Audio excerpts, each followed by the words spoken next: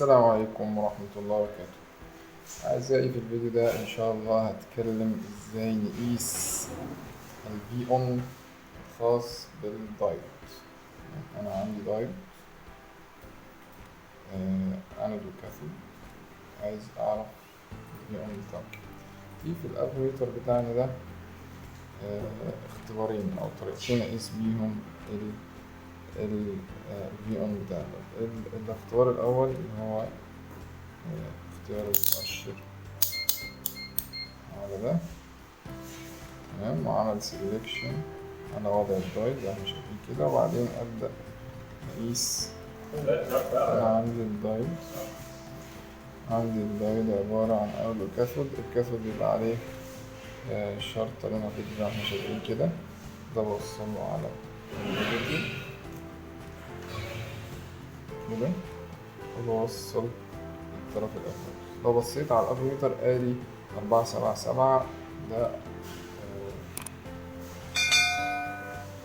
477 فولت، يعني ابتداء من 5/10 فولت تقريبا بيبدأ الدايود ده يبقى أون ويعدي الكهرباء.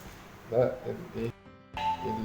الطريقة الأولى لقياس الدايود. الطريقة التانية إن احنا نوصله الدايرة دي عبارة عن إيه؟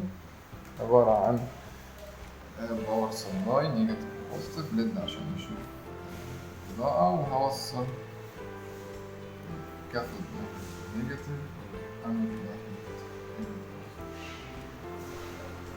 بس المرة دي بقى مش هقيس. أنا هوصل الكاثود في الاتجاه ده النيجاتيف والأنود في الاتجاه ده. أنا مش هقيس دايود بقى، هقيس فولت، دي سي فولت عالي خالص. احنا قلنا كام؟ 4/7. وقفنا على رينج ال4، فتحنا الباور سبلاي بتاعنا زي ما احنا شايفين الليد نورت. معنى كده إن قللنا الفولت شوية،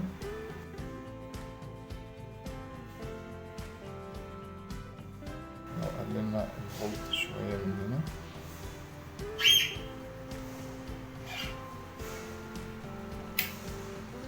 فتحنا الباور سبلاي عشان كده زودنا الفولت واحدة واحدة لحد ما يبدأ الليد نورت، يعني الدايود ده بقى.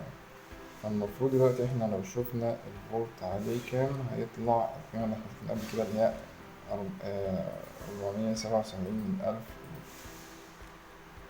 تمام، طبعا ده بعد شوية، يعني لو رجعنا قللنا الفولت تاني، رجعنا هنا قسنا كده القيمة اللي موجودة دلوقتي، لو قللنا الفولت تاني هنوصل تقريبا، يعني أول إضاءة زي ما احنا شايفين الليد كده بدأت عند الإيه؟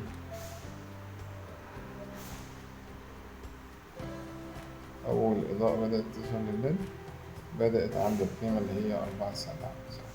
يبقى عرفنا إزاي نقيس الفي أون بتاع الدايود أو نقيس الدايود زي ما المسمى الشائع من خلال إما الاختبار هو ده، وده مش محتاج الدايود يكون في دايرة، أو قياس فولت عادي خالص بس لازم نكون نوصل الدايود في دايرة زي ما احنا عملنا.